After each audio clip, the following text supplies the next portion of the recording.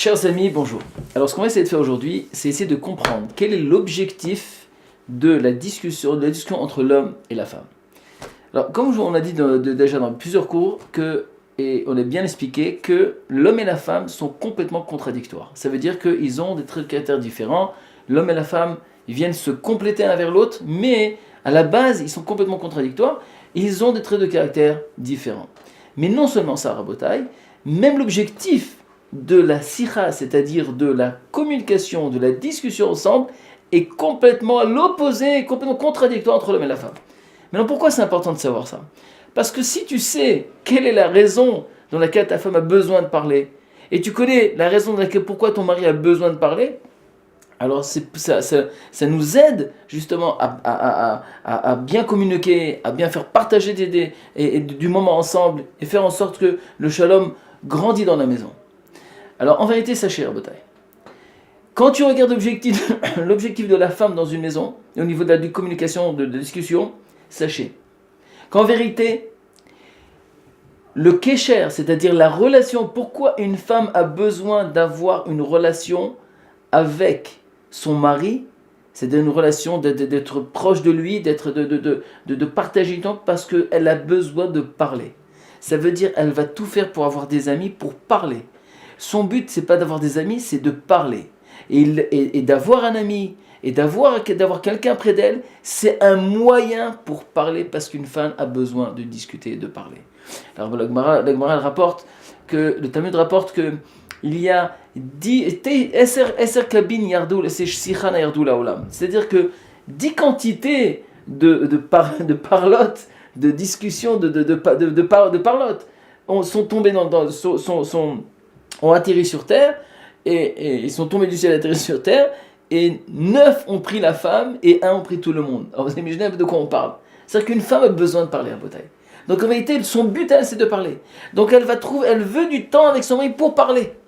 Mais par contre, l'homme, c'est complètement le contraire. Lui, au contraire, il a besoin d'une femme. Donc qu'est-ce qu'il va faire ? Il va parler pour avoir un kesher, pour avoir un rapport avec sa femme. La femme a besoin du rapport avec son mari pour parler. L'homme a besoin de la discussion avec sa femme pour avoir un rapport avec sa femme. Donc on a besoin des discussions pour avoir un rapport avec des amis. Alors que eux non, ils vont se faire des amis pour parler. C'est ça la différence. Et pourquoi c'est important ? Parce qu'en vérité, qu'est-ce qui se passe ?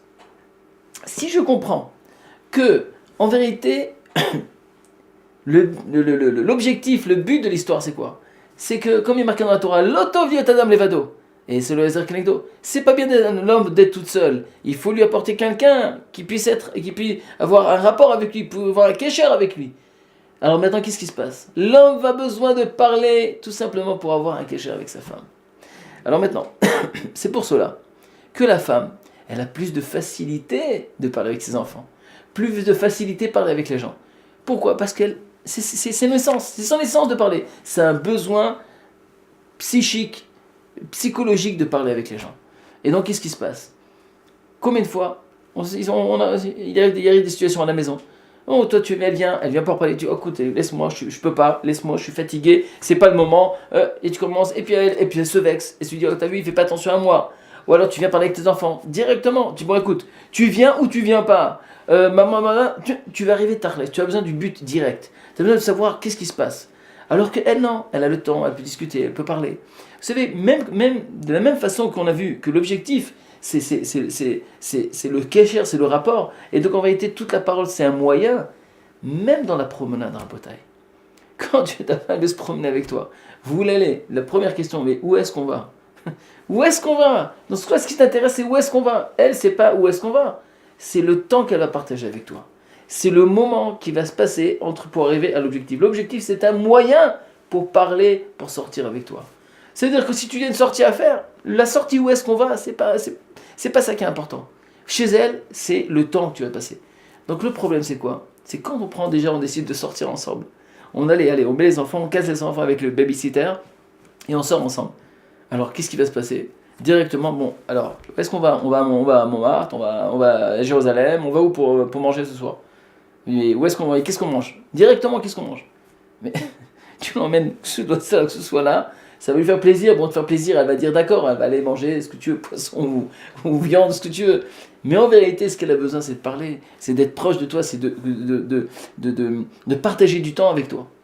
Mais non, si le problème, c'est que quand tu commences à sortir, tu restes avec ton portable, et ton portable n'arrête pas de sonner, et tu parles avec tes amis.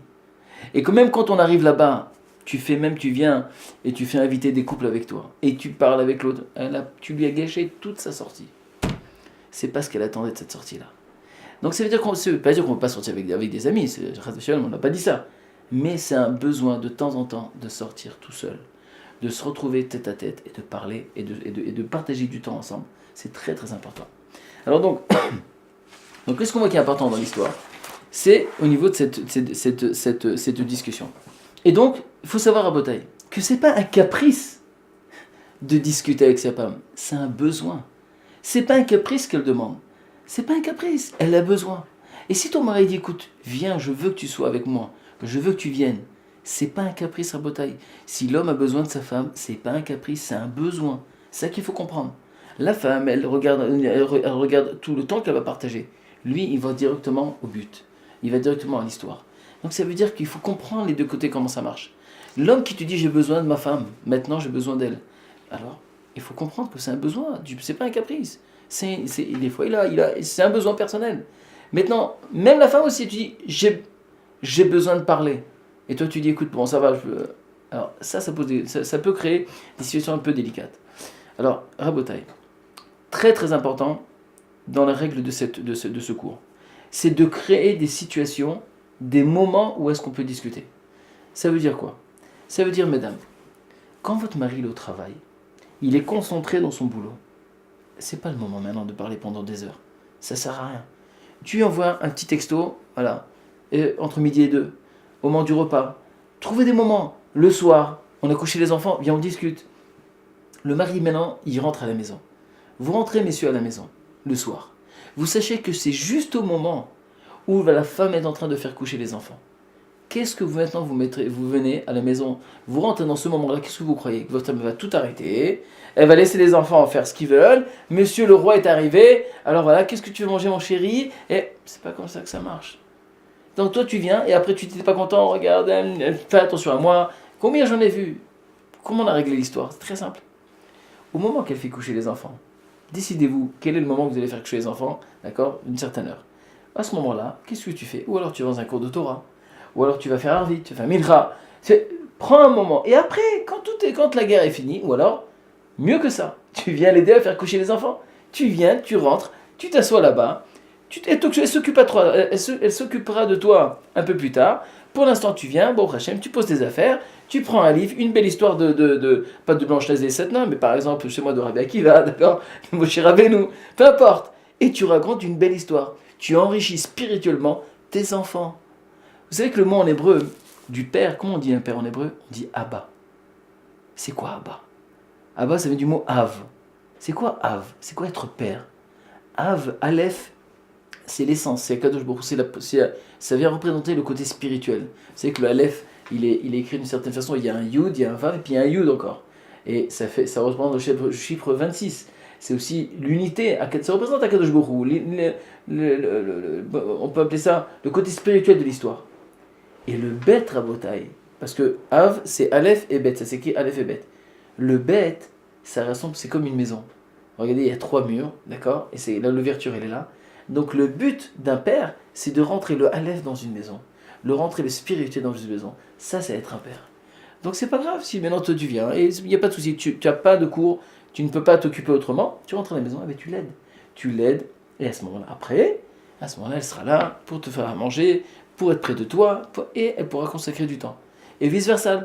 Si maintenant elle a besoin de parler, il faut savoir, il y a des moments qu'on peut parler, des moments qu'on ne peut pas. Si ton mari te dit que je suis occupé pendant que je te rappelle, ne t'inquiète pas, il est vraiment occupé. C'est pas qu'il veut pas parler avec toi. Il faut pas te laisser. Tout simplement, il est concentré sur son travail. Il n'a pas le temps maintenant de parler. Donc c'est pas qu'il ne veut pas. Donc si on arrive à comprendre le besoin de chacun, et on arrive à trouver des moments pour subvenir aux besoins de chacun, à ce niveau de la discussion, au niveau de la parole, au niveau du kécher, du rapport, à ce moment-là, alors il y aura le shalom dans la maison. Donc ça, c'est un point qui est très très important, Mesrat Hashem. Alors je vous laisse jusqu'à la semaine prochaine de bien travailler et de vous exercer dans la discussion et la parole et trouver des beaux moments pour parler ensemble. À bientôt.